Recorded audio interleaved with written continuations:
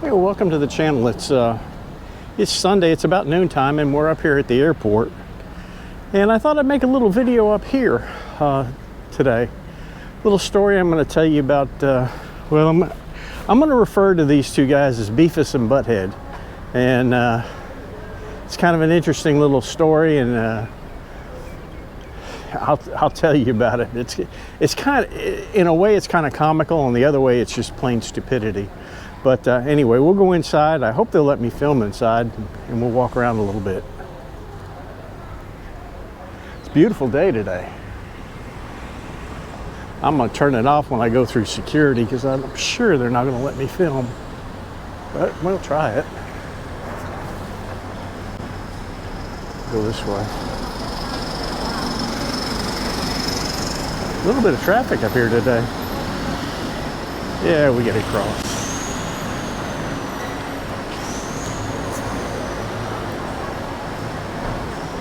I don't have to go through the metal scanners. I don't think so.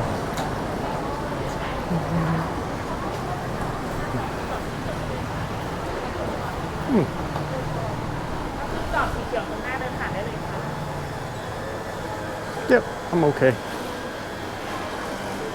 We'll walk down this way.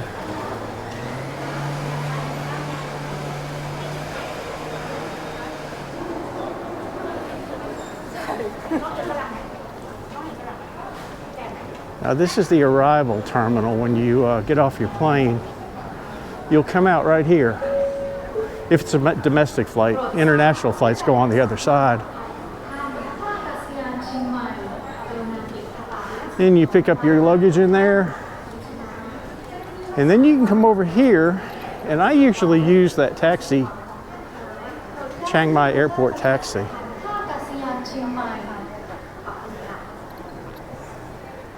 Quite a few people waiting here, and then you get your rental car places. But this particular video deals with a cell phone, and it's an interesting story, and I'm going to finish the story out inside the city where it ends, and we'll go from there.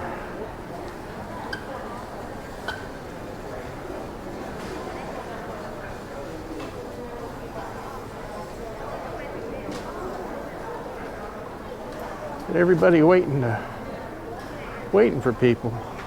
You see, the departure is you go up the stairs to the second floor.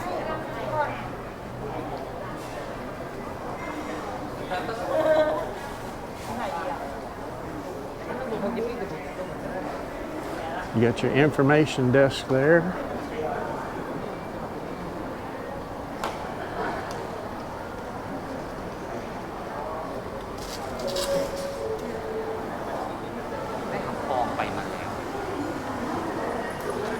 Dairy Queen, Royal Project. Oh, a nice decoration up for the king.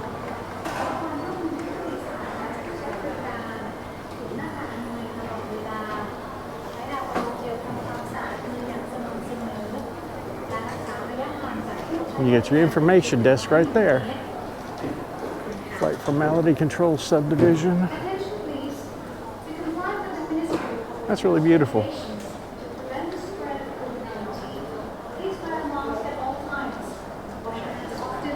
We're going to go out the exit up here to the left.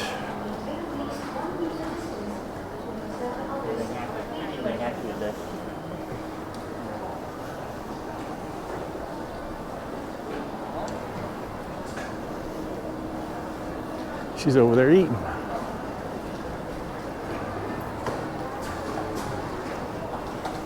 AOT. And you get your airport security right there. They're at every exit. When you go out there, in the other exit, there's probably about 5 or 6 of them. We'll go out this way and walk back down.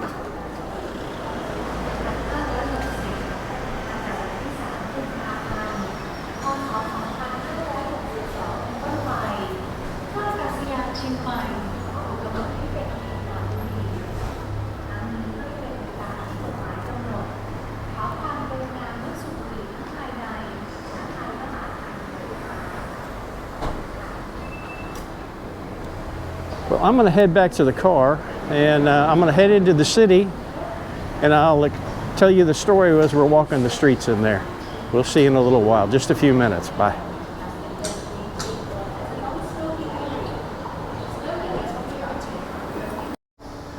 You're probably wondering about all these cars parked out in the lanes behind all these other vehicles.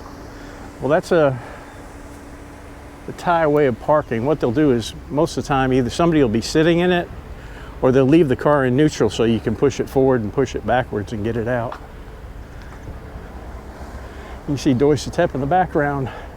That's not smoke, that's just kind of cloudy. It's really just a clear day today. And we're gonna get in the car and get out of here.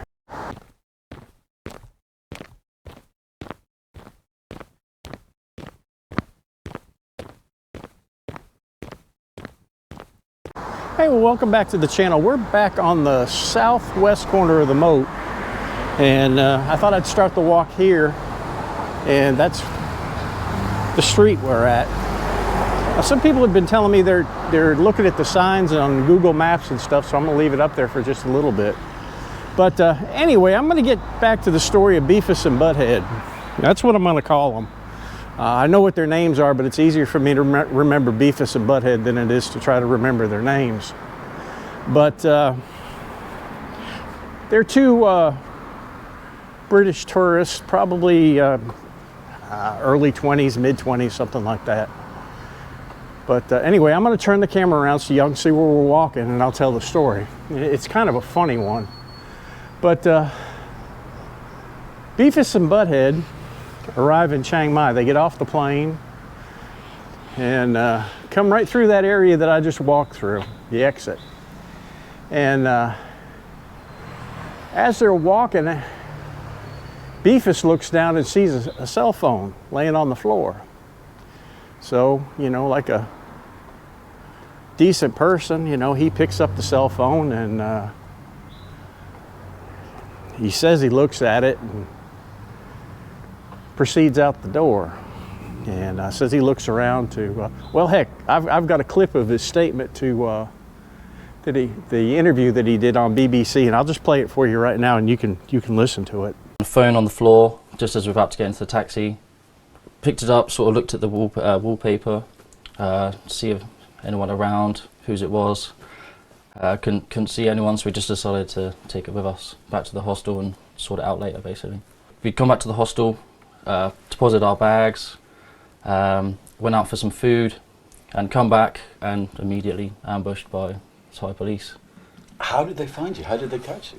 They were able to actually track us through the immigration cards we'd signed on the way in, which actually stated where we were staying, and obviously they showed us on CCTV finding the phone and picking it up, and through CCTV work they were able to track us down pretty quickly. In their eyes it was exactly the same, as if we had stolen it off the person in question.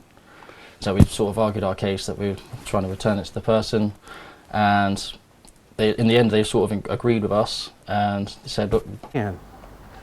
But lo and behold, you know, like I've said, Chiang Mai Police has some of the best closed circuit television that you're going to find, and that German lady reported her phone lost, and she went to security at the airport when she discovered it, you know, it was gone. And of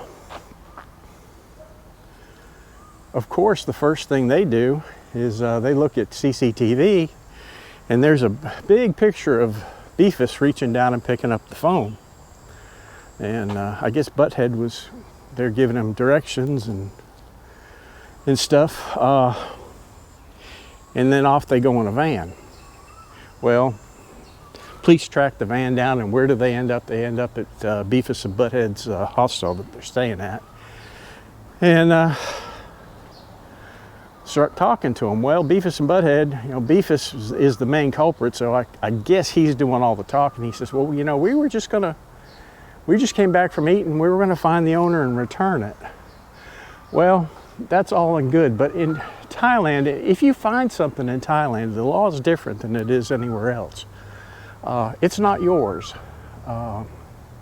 If you move it or make any attempt to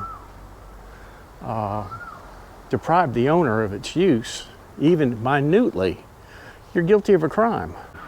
You know how the saying goes. It's not like that here. And so, you know, if you find something, you end up going to jail. And that's what happened. They didn't take Butthead. As far as I can tell, Butthead didn't get arrested. It was just Beefus.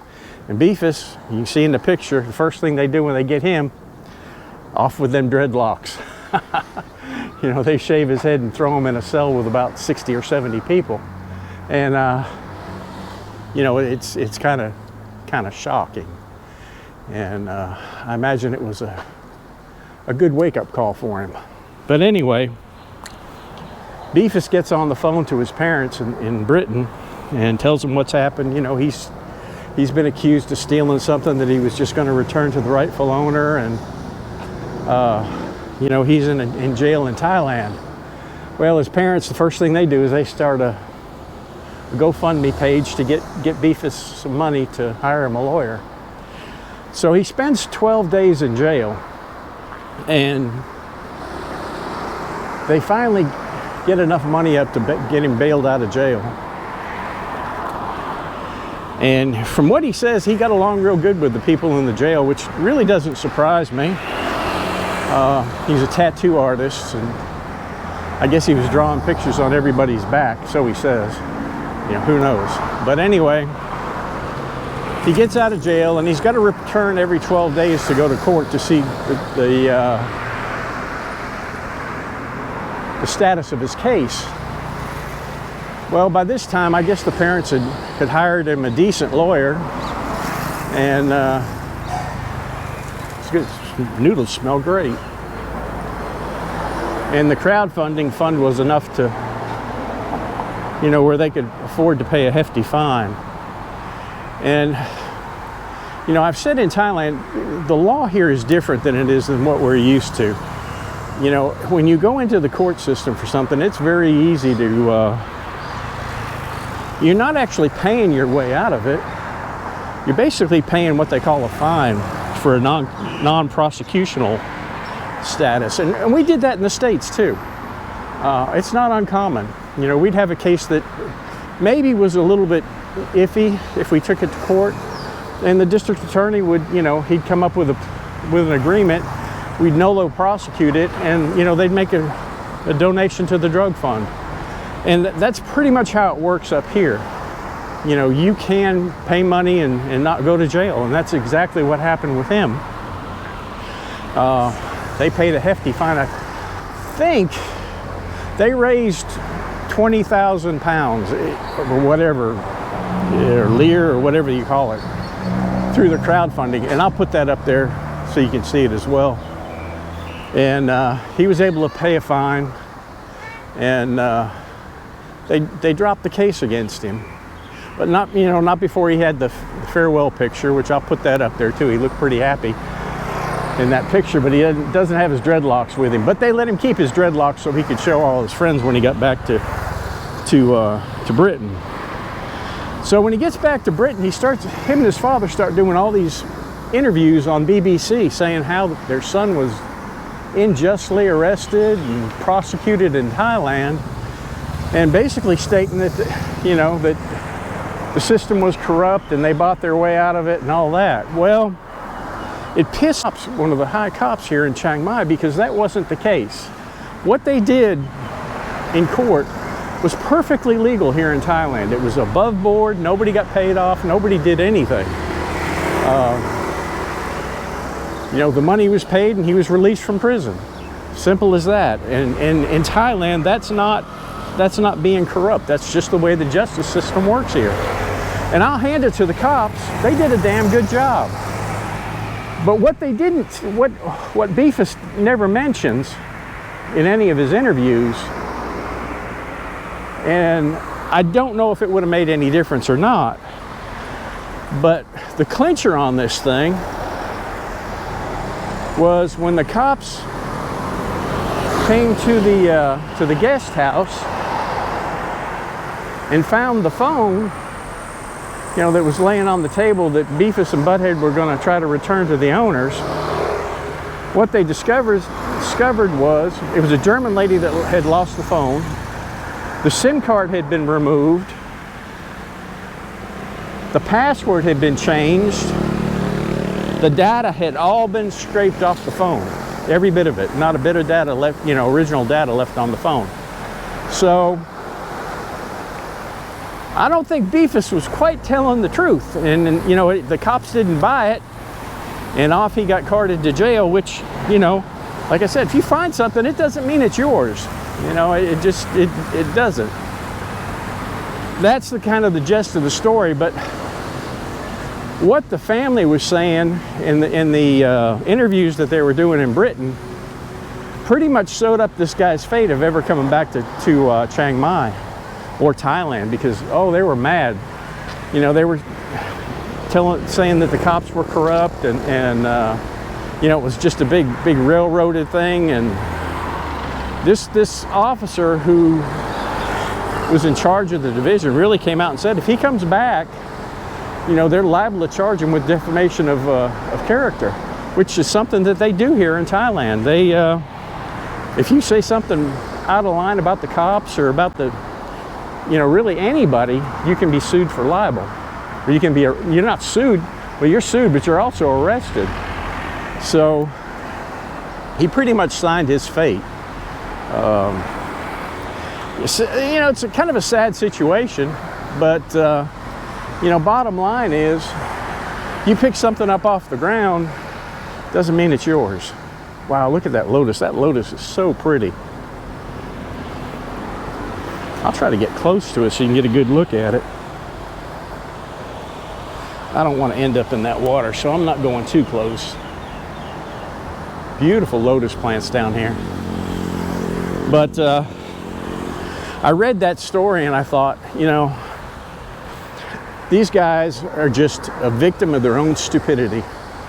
You know, they get off the plane and they leave their damn brains in the plane. Because, you know, if you go to a foreign country, you need to mind your P's and Q's. You don't need to, you know, press the boundaries. You don't need to do things that, you know, just are stupid.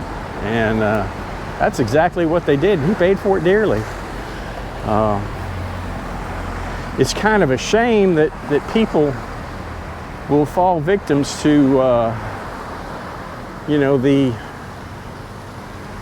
crowdfunding scam, because I don't think this guy deserved it. I really don't. He should have paid his own way out of jail and paid his own fines. Because, you know, clearly, if you pick something up and you know it's not yours, you know, return it. Or, you know, when we walk through the terminal there's several places that they could have turned it into. And, you know, when you go out the door, there's a security guard right there. If he'd have handed it to a security guard and said, hey, you found it, that lady would have had her phone back probably in about 15, 20 minutes. And he wouldn't have spent 12 days in a Thai prison. But I guess you live and learn. Absolutely bizarre. There is the mental hospital in Chiang Mai. That's the psychiatric hospital right there. And up that way is the Chinese consulate. I think it's probably the next block up. A really beautiful day today. I think we'll walk down here past the park and make a left. You know, and tell me your opinion on this. You know, am I of the assumption that the phone was his to keep, and you know the Thai government was prosecuting him for nothing? You know, what are your feelings there? You know, it's funny, but we read about stories all the time of these taxi drivers. You know, they'll find a few 100,000 baht in their taxi cab and they'll turn it in. And there's a reason they do that. Number one, if it turns out they've got it, if the person reports it missing and it's determined that they've got it and they haven't turned it in, they're going to go to jail. And they know that. And also, Thai people are pretty honest. for the most part. I mean, you know, they're always willing to help you, always, you know, willing to give you some good advice. And you know, there's some that aren't, but that's the same in any nationality or any country. You're going to find the same thing. You're going to find a mixture of good and bad. And that park doesn't seem to be too busy today.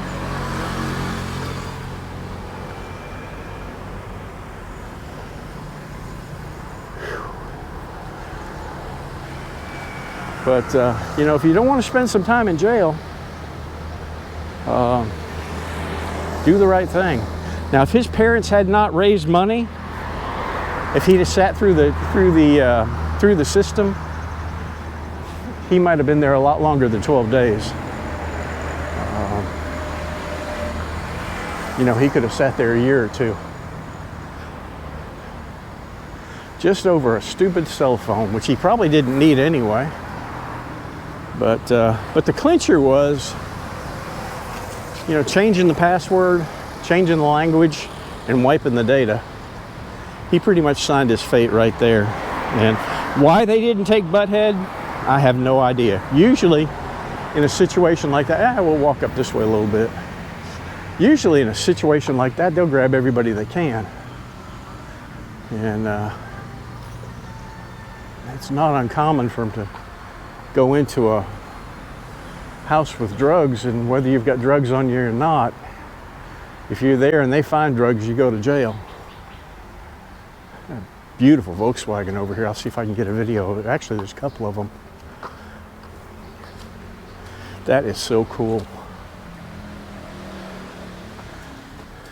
That is really neat. Looks like he's got a barber's seat for a headrest. Hello. The top of a barber's seat for a headrest. That is sharp. And you get your BMW scooter right there.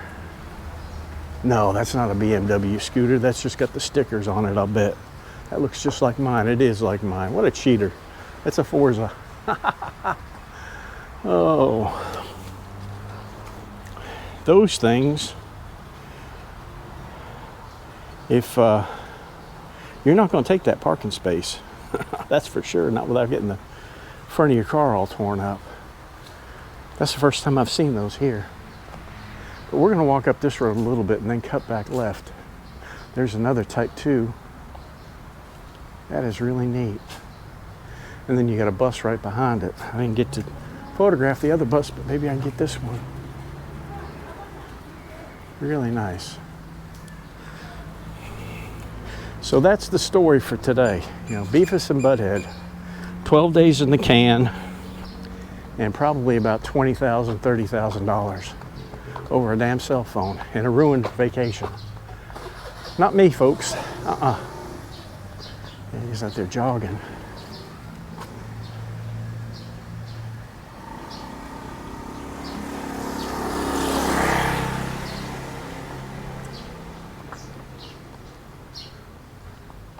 Nice little coffee stand right here or something.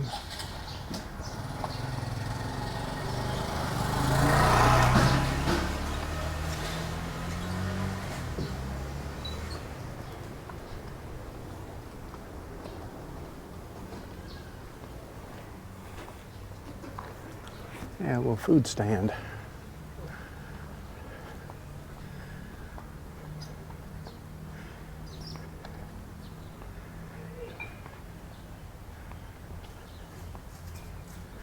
Let's see where this little alley goes.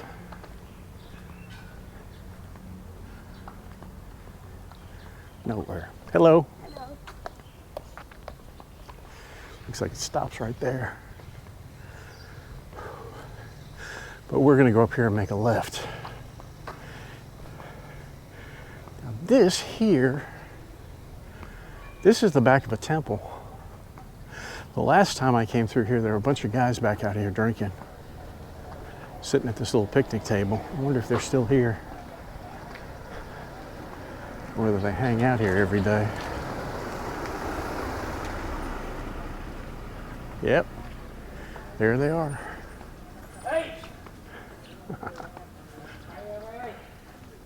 Got his chickens out there.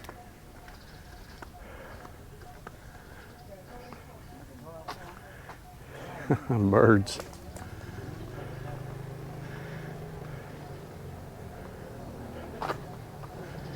It is a little hot right now. It was like 36 degrees Celsius when I got out of the car. We did have a little bit of rain last night.